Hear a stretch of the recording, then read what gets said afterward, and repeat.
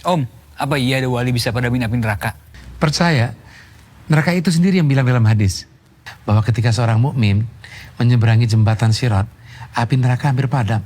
Lalu orang-orang beriman datang dan neraka berkata kepada mereka, "Lewatlah, wahai orang-orang beriman, sungguh cahayamu telah memadamkan apiku."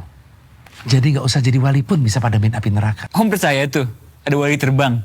Ulama salaf Abu Yazid Al-Bustami mengatakan, jika kalian melihat seseorang bisa terbang di udara atau berjalan di atas air, maka jangan tertipu dengan itu. Sehingga engkau menyaksikan bagaimana kepatuhan orang tersebut terhadap perintah dan larangan Allah Ta'ala.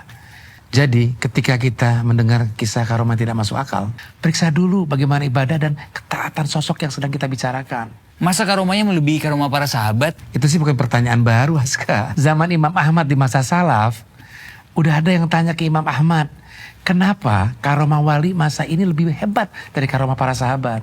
Kenapa sih Om belain mereka terus? Apa gunanya coba ceramah bawain kisah karomah? Umat nggak butuh, kita perlu pendekatan yang ilmiah, bukan kisah aneh-aneh. Jadi yang salah itu walinya atau yang menceritakan? Yang menceritakan. Bagus, kita tempatkan kritik pada penceramahnya, bukan pada walinya. Memang sangat tidak bijak terlalu berlebihan cerita karomah di depan orang awam.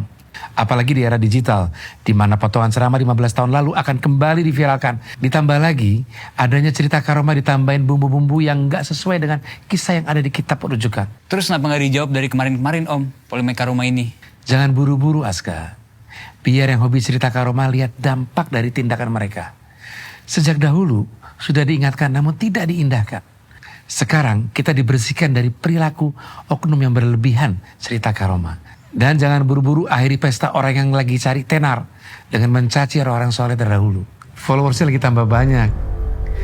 Jangan dulu menyalakan lampu.